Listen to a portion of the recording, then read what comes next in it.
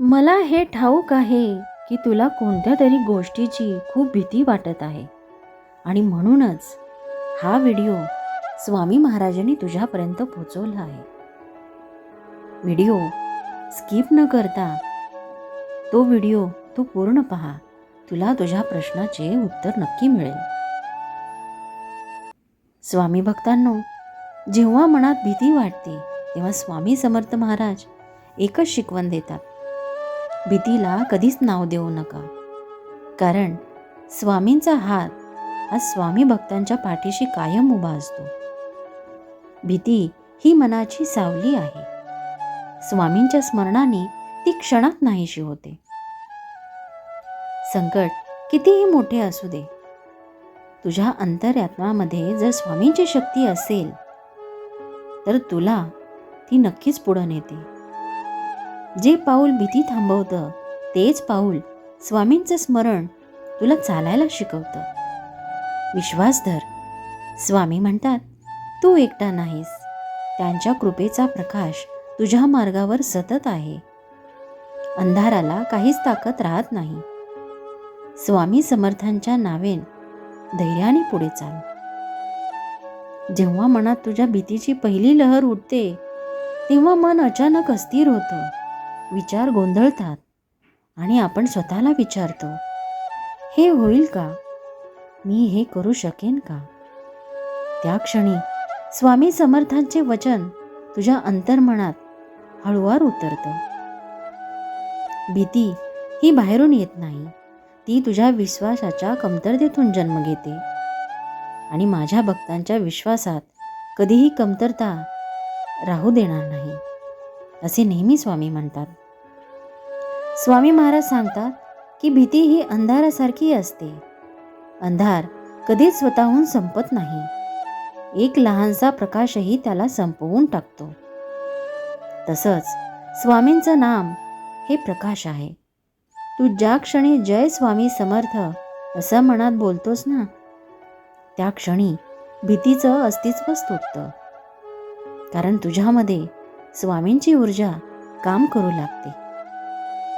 भीती येते कारण आपण भविष्यात काय होईल याचा विचार करत बसतो. पण स्वामींच्या मार्गावर चालताना भविष्याचा विचार करण्याची तुला गरज नसते. कारण ते सांगतात, मी चालतो तुझ्या पुढे, तू फक्त माझ्या मागे ये. ही भावना स्वीकारली की मनच शांत होतं.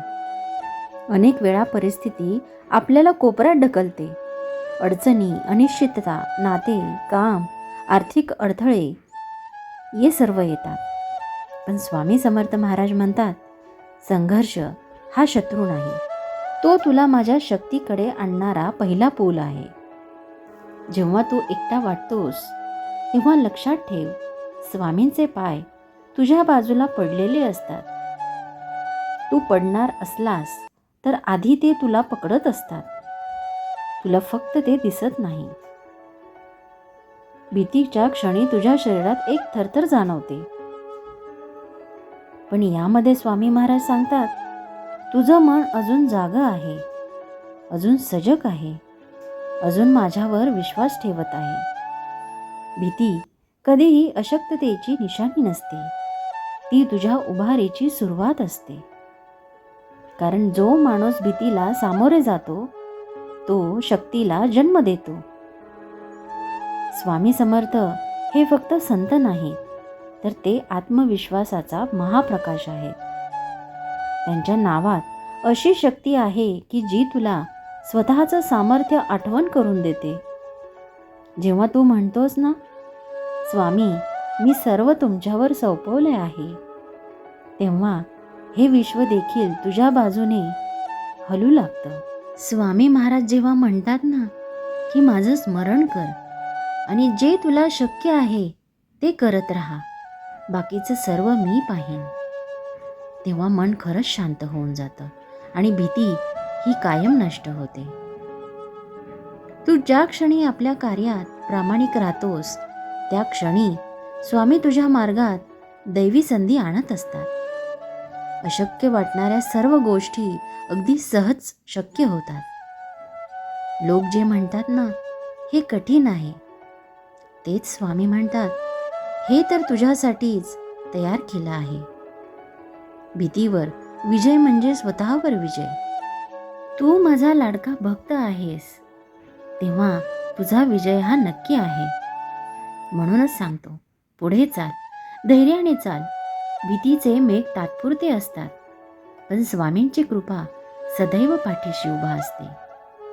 जेव्हा तू पाऊल टाकतोस तेव्हा हे लक्षात ठेव, स्वामी तुझ्या पुढील मार्गावर प्रकाश टाकत असतात. विश्वास ठेव, भीती नाहीशी होईल. स्वामी समर्थ तुझ्या पाठीशी आहेत. हेच अंतिम सत्य आहे. हे तू कधीही विसरू नकोस. श्री स्वामी समर्थ.